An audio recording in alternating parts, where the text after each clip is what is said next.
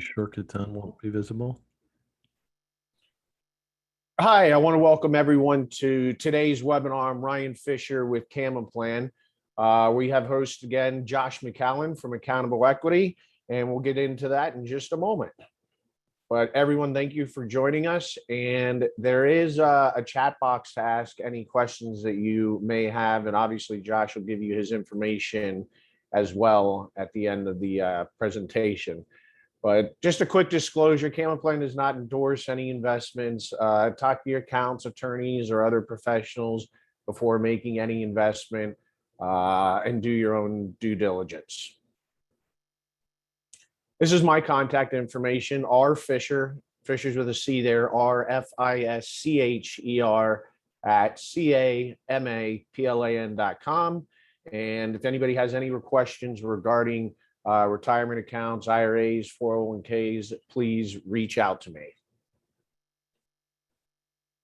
This is a little bit about Josh, and I'll go ahead and turn it over to him if you want to give us a little quick background on yourself, Josh. I would love that. By the way, thanks for having us here, Ryan. And we always are honored to be part of Capitalization. We're extremely grateful for all the good work you do. And so many of your custodian clients are also investors with us. So that's why it's good that we got to know each other. But would you like me to share a screen? I have a nice little overview. I'm gonna go ahead and stop mine, and you should be able to take over from there. Wonderful. While we're doing the behind the scenes stuff here, guys, let's see here, desktop share, and boom, there we go. You know, some of us signed up today for multiple reasons. Probably many of you, like me, are passionate about private investing. Maybe at some point you owned a business, or maybe you do own right now, and you start to see the world differently. And so one of the things that we all do is we buy real estate, it seems, because we know there's so many values. And most of us own multifamily, and most of us own storage. But there's this other thing out there called hospitality. And this year, unlike other years, it could be very fruitful to learn about it. So we put this webinar together just to learn how it works, to introduce our group to you. So this was I listen to the commercials on all the podcasts I listen to, and they always talk about Blinkist is a way to read a book in a quick blink, right? So this is a little book we wrote, my wife and I, 7 Reasons Hospitality Will Thrive This Year and Next Year and Beyond. If you know these 7 things, of course. So instead of making you have to read a nice little book or order it, why not just hear us explain it to you in brief order? We're going to go through the logic, the articles, the background, and by the time you're done, you'll at least have great talking points for your next cocktail party about hospitality investing in general and how it works in COVID. To the left here on my screen, it's on my left. It's the Scan Me. Feel free to try that. I mean, you can grab your phone and try that. It actually works, and we'll send you all of this. So no need to take notes or anything like that. But, you know, the first thing we always want to talk about is this hilarious picture of a very sad situation that has affected all of our lives for the last year and a half is the corona or the COVID. So hospitality in particular has been one of the most maligned. So yes, you know that, I know that, and it gets better. Now there's the Delta variant, which is what this beautiful picture is. I had to Google it to find what it looked like. Apparently that's different than the other one. But we're going to get into all the corona components of hospitality as we all just sit here and debate and consider hospitality as an asset class, how it works, and why we believe there's 7 key reasons it can work very well for our portfolios. But this is a little on us. My lovely wife's not here today, but if she were, she would tell you about the first ever real estate purchase we made was $35,000 duplex in a college town. And yes, it was as pretty as $35,000 could buy you. And we actually learned real estate investing through that property. Today, the portfolio is pretty safely over 56 million in resort, and we own that with great investors. We're honored to have been part of some great companies we founded or co-founded with in hospitality, and we even reached Inkfest. It's growing. Biggest honor was being a TripAdvisor top 25 hotel in America, because that just means something we were doing was connecting with the hearts and souls of people, and we crushed rankings of all the branded hotels, the Marriotts and everybody else. These are some of the things you get in the mail when those happen. But today, you know, my background is we run these two companies with a big team, 200 plus employees, really trying to do our job best. And so part of our job is keeping our eye on the prize. What is happening in the media and what is happening in the economy? So that's what we're going to go over today and how it relates to hospitality. But if you notice, we have these two complementary companies. We have investors that join us, and then we have hospitality management professionals that work with us. You know, the nuts and bolts of it is we think of what we have to do as a team is taking care of a community of investors, managing funds and raising money and making sure everybody makes great money, and then taking great care of properties. And those are some pretty pictures. As I said, my lovely wife, Melanie, is my compadre. We have 10 children, which is our calling card. I always joke, Ryan, every time I'm at an event, they're like, wait, aren't you that guy with 10 kids? Yes. But my lovely wife is the mother of the 10 kids, which makes her life harder than mine. Please scan here and you'll be able to stay in touch with us or listen to us on one of these great podcasts. But, you know, before we get into this year's economy related to hospitality, 10 years ago, as we were building our first resort business, we had this epiphany when we learned about Four Seasons. And this is an epiphany that maybe we would like to invite you to consider. And that is that resort assets do produce some of the highest returns in real estate. However, they're really expensive. So the catch-22 is we may all just usually rule them out. As a matter of fact, those are some of my other people, my other colleagues in the world of hospitality are Prince Alaweed, and you might know this guy is Bill Gates. Those guys own Four Seasons, by the way, or 95% of it. And there's a reason why they chose to buy that privately. Traditionally, that's how I thought all this worked. You know, the wealthiest people in the world get to own resort assets. They do produce the best returns. So I guess you have to be ultra wealthy. But today, syndication and what we've all learned through watching people that do multifamily and watching people who do self-storage is that capital syndicated can change the game. And now we can, just like when you buy a big multifamily today, it is now possible to own big resorts and very profitable ones. However, this was the surprise, and Ryan and I have been to some of these events. The investors become the best advocates. So now it's like not only does syndication make all of us able to own resorts, it also makes us advocates. But to get to the nuts and bolts of the Corona story and the story of hospitality investing, and you consider if it's right for everyone considers their own portfolio when looking at these facts. But we wrote 7 points, and you know, some of the slides you'll see number one multiple times. You'll see focus on the right hospitality. This is just us writing a book, so we came up with these chapters. You know, this is the Blinkist version, very fast version of the entire book. This became clear to me over 10 years, and now it's very clear in the public sphere. There really are two types of hospitality. So when we see the news, which hospitality is being discussed and which one's most maligned actually can reveal where all the economic opportunity is. But it wasn't just me that started talking about this publicly. Danielle DiMartino Booth, very impressive thought leader. She was a Fed Reserve bank staffer or an official in Dallas, and was recently on the Real Estate Guys when I wrote this article. And she even went into it. She said, leisure travel is doing well. What's not doing well in the Corona? The normal branded hotels are struggling. Now, if you look at this cool portfolio, these big brands, you know, this is not what we do. It's different than the 7 reasons hospitality will thrive. They would actually be not able to say all 7 reasons will work for them. Marriott primarily is looking at all these wonderful brands that have to do with business travel. They do have some that are related to leisure, but the business travel and the corporate travel is way off pace. As a matter of fact, we're going to defend that in a few articles here in a minute. So you look at Hilton, same idea. Almost everything oriented in the entire media is towards these 3 mega companies. You could also add Wyndham. So you have IHG here, you had Hilton Group, and you had Marriott Group, and you saw how many brands each of them owned. Well, these 3 companies, plus Wyndham, control almost every single hotel. And therefore, when their numbers are down, it's as if the whole sector is down. But then there's this other type of hospitality that doesn't even get talked about, but is quite lucrative, and that is experience type hospitality. So Danielle DiMartino Booth talked about that. So that's why we're targeting places where this type of leisure, non-branded travel is growing because the population is growing. So back to the two types of hospitality.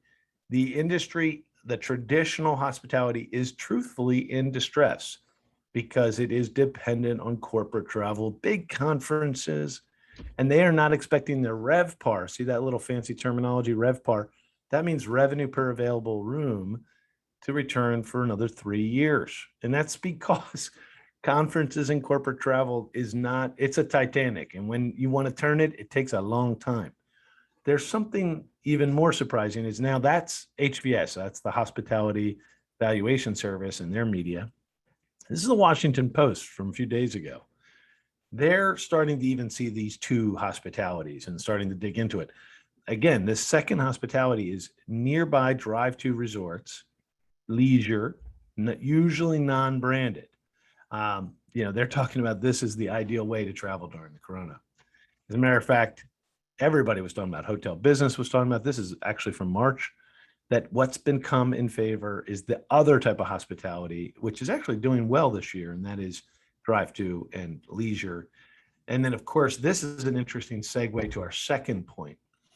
That's the beautiful Renault right there in the background.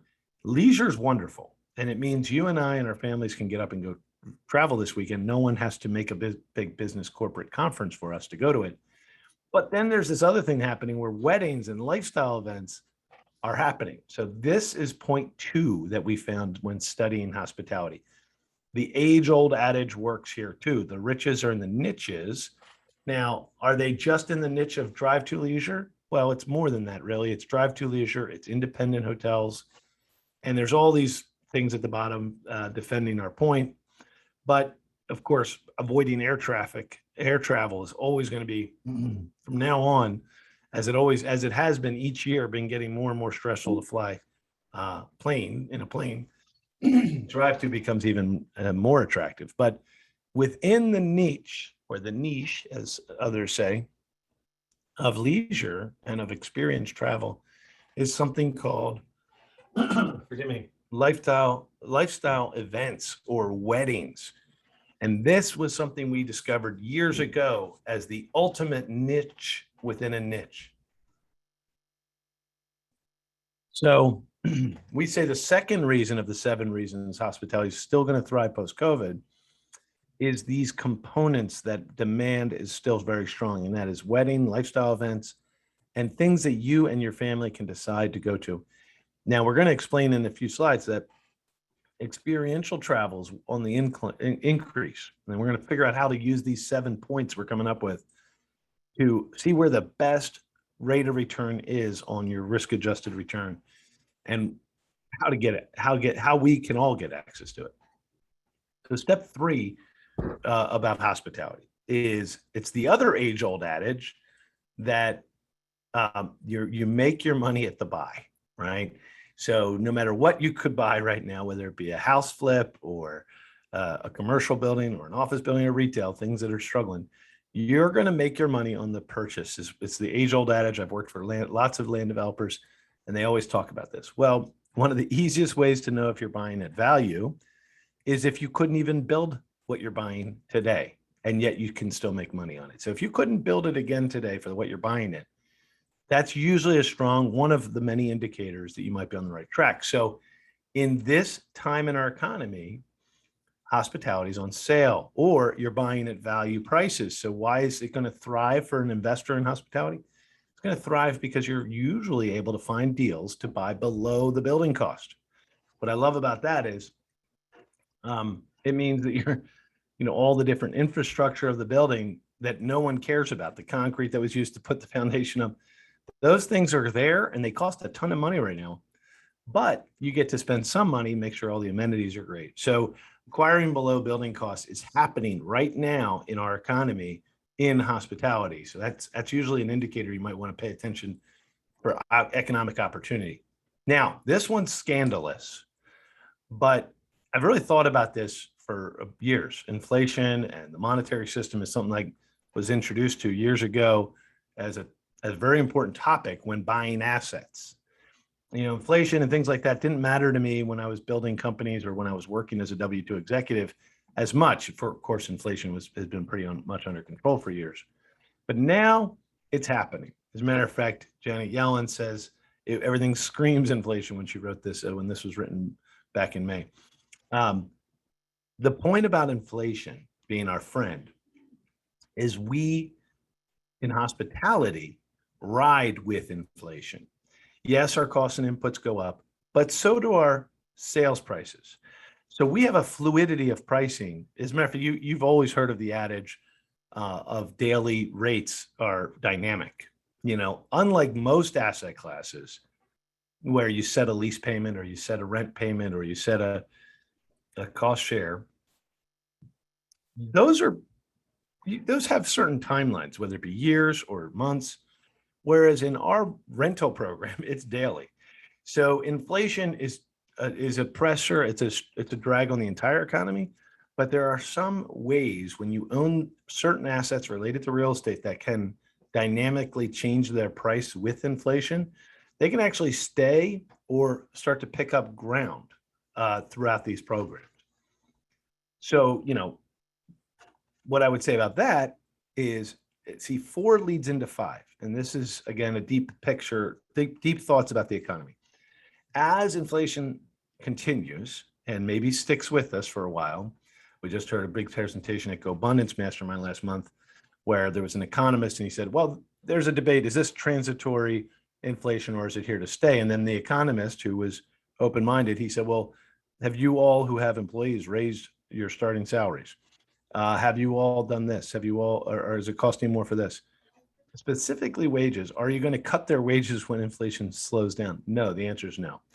So there's certain things that get stuck in inflation. So inflation's here. Whatever we've just experienced is probably not going to be able to be transitory. And if it continues, we're all going to need to yield more on our dollar because our cost inputs are going up. And so we need our prices to go up as well. Well, again, comparing real estate, sometimes there are external forces that start to creep in. And this just kind of overwhelms me. And we've brought it up in panels. And it is most residents and multifamily investors agree that there's some new risk that they never used to put into their calculations. And that is related to eviction moratoriums. We generically call this rent control risks, but we don't mean the old-fashioned rent controls like bullet point number 1, where San Francisco and New York have had terrible rent controls for a long time, which is why there's no place to stay. There's low inventory because no one can build it. Well, I'm not talking about that formal structured rent control. What I'm more envisioning here is risk related to moratoriums, risks related to inflationary rent increases. For us, can we change the rent tomorrow? Yes, we can change the rent tomorrow. And we can change it 10% tomorrow. But we encourage us all to consider the risk related to housing, which of course is the most stable type of real estate to invest in. I'm a big fan. I own multifamily. There's nothing against multifamily, but there is this new world risk related to moratoriums. And I believe there will eventually be regulations on large rental increases. They say rents have increased almost 10% this year. If that were to happen for multiple years in a row, the pressure from the populace would be to ask for government controls on rent increases, if nothing else. This, we believe, is not going to be present in hospitality, mostly because what was once considered negative can also now be considered positive, and that is we are not a residence, we are a leisure choice, and the economy can work without hospitality. So you would think that we are going to stay free of price controls. So we say this is a positive. This is one of the positive angles on why we see increases in investment in hospitality. We see it across the board these days. And these are our 7 reasons why we believe that's happening. Another interesting thing about those who are investing in hospitality today is they are all getting a head start. Now, I know this slide has a lot of words, but I like this picture better. I just think it's hilarious. Head starts lead to wins is what our team put together when we wrote this chapter. What if you could be in the Olympics and they give you a head start? You would probably win because everybody's fighting for the same goal. In our case, in hospitality, just like in any housing or whatever, is to be the best asset available for the consumer, where you yield the highest margin, but at the same time, it's still attractive to the guest or the renter. In hospitality, it's super clear. The big brands have built a wonderful program that I definitely compliment them on, and they call it PIPs, PIPs, Property Improvement Plans. And these are why you notice Marriott's and Hilton's always are refreshed every 5 to 7 years, unless they're in a very failing economy. We were just in a town outside of Pittsburgh last weekend with Melanie and I and the kids, and it was a brand. It was a nice branded hotel, except for it had not been updated in 12 years because the economy was so bad that the brands give a concession. And boy, was it dirty and unpleasant. Well, there is an old adage that when they go to compare rents of hotels in every market, they keep track. It's called the Star Report. This Star Report is the indicator of where rents should be for every type of hotel room every single night. And it'll always show that the newest renovated PIP hotel gets the highest rate. So every time somebody gets the PIP, they move to the top of the chart for revenue and profitability, and everyone starts to slide and has to use pricing as their way to attract guests. Well, during this pandemic, it says right there in Hospitality Net that so few owners of hotels are going to be capitalized enough right now to do a PIP that everyone's going to slide from 7 years, maybe to 9 years, or drag it out another 2 years, which means anyone who's investing now and doing their positioning now, if they have a viable business model, are years ahead of those people, which means they're going to have an extra couple of years of being number one on the revenue cycle. Maybe that sounds funny. Maybe I didn't explain it clear, but I just think it starts to lead to wins. That's basically what's going on in the economy now, with tons of articles writing about that. And the seventh reason we see hospitality thriving for investors today, if they choose these 7 categories to invest, is the Airbnb phenomena. We've been on a lot of podcasts recently, and we talked all about, remember when Airbnb meant economy, right? It used to mean airbed and breakfast, right? Airbed and breakfast, Airbnb. I remember when I first heard of this, like in 2010, so I was late to the game. I thought it meant like the cheapest way to stay. I thought it meant all economy. Well, we missed the curve. I didn't see the curve coming over the last 7 years, maybe 5 years. This is where it's the number one website for treehouse rentals or for eclectic glamping rentals. Airbnb now is no longer cheap. First of all, you're paying full price for these things. You're paying a good price for everything, but it's rich in experience. And so it's really crystallized that you don't need a brand. Picture Airbnb's houses are owned by you. You might own some Airbnb houses. Me, Billy, Sam, Ryan, we all own Airbnb houses, perhaps. None of us own a Marriott Airbnb house. We just own a house. We decorated it. Your family chose what colors to go with. As a matter of fact, Ryan told me one time about his family's ideas of how to do design, right? Ryan, he said, basically, what's working, let's go after that. I mean, I think you even said you took it from what's going on in the market. If that house is a beautiful house, well, let's just go with their color palettes and plan. Well, think how different that is in the Marriott, which has rigorous upfront expenses, 10 to 12% costs. Airbnb has proved that is not needed to be full. Of course, Airbnb does a great job of presenting your space, but at the end of the day, it has changed the game of hospitality. And so sometimes the old dogs are slow to pick up the new tricks. Thankfully, while Airbnb was growing, we built multiple hospitality companies, and we pretty much used the same strategy of experience, eclectic, forward-thinking design, true architecture, whatever it is that they're doing well for experience, we were doing. And now we came up with a strategy this year. Let's just join them. So as of this year, we started buying Airbnb houses to flesh out our portfolio of resorts because our resorts are over full. So I said Airbnb is your jet fuel. Now, those 7 points, which I should have in a summary form, one is number one, I'll try to do off the top of my head, everybody. One is there's 2 types of hospitality. Choose the right one, which is the non-branded big corporate, because that means they're stuck in the business travel. Number 2 was the riches are in the niches, and we chose to grab contractual revenue from weddings. Number 3 was, what was it? Inflation is your friend because you can follow inflation up. Acquiring below building costs is actually number 3. Now 4 is inflation is your friend. 5 was rent control risk is non-existent in our industry. Head starts lead to wins, and join Airbnb instead of get away from them. As a matter of fact, we're also exploring ways to even put our hotel rooms on Airbnb, which is now available to us for eclectic places. And I just think this little presentation about how we've been studying the market for the last few years is a good example of what's going on in general with accountable equity. Accountable equity is not just about investing in anything, really. It's about being around a mastermind of people and a community that wants to learn and grow. As a matter of fact, we meet. Feel free to join us if you'd like. You can hit the scan code.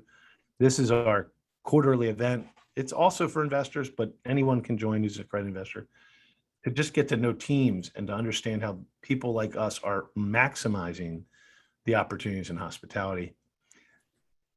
You know, I did the talk. I tried to do a Blinkist version, Ryan. I hope I did a thorough version, but I'd love to see if you have some friends in the audience that would like to ask questions, because we want to be of service. And if I didn't explain anything well, we'd love to explain it.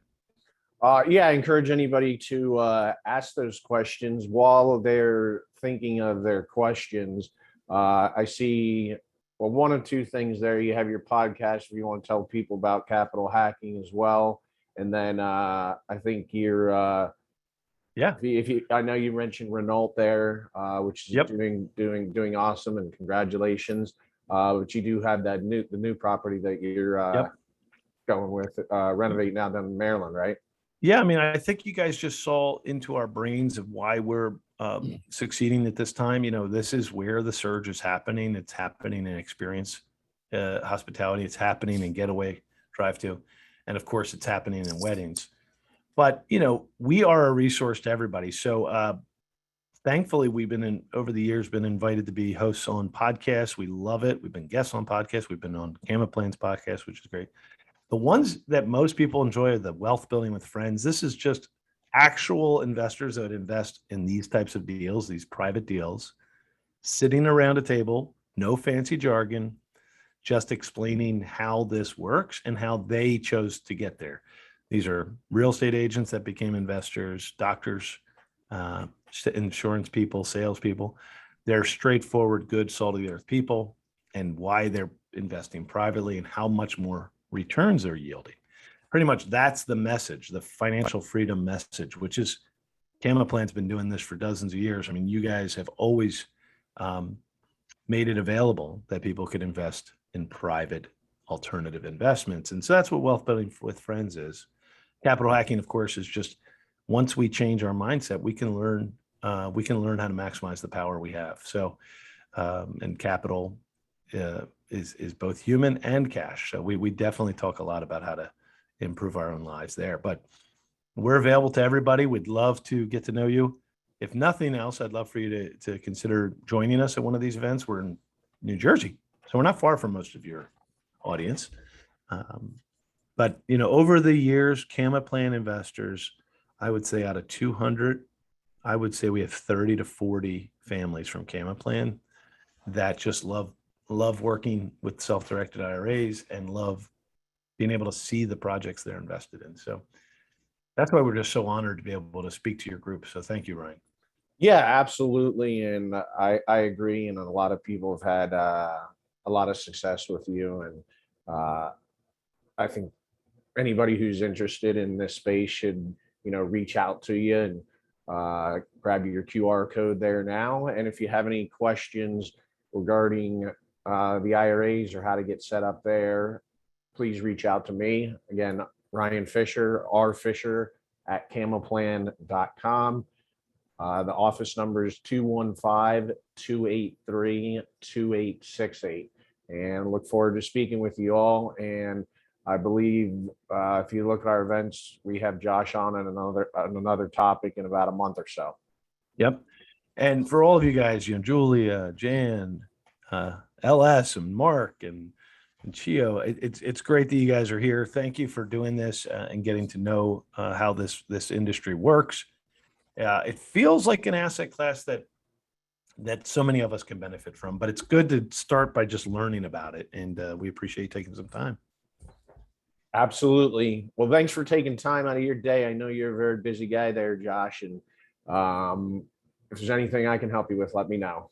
You guys are wonderful. Thanks for everybody joining us today. And thank you, Capitalization, for all you do. Absolutely. Take care, Josh. Bye-bye.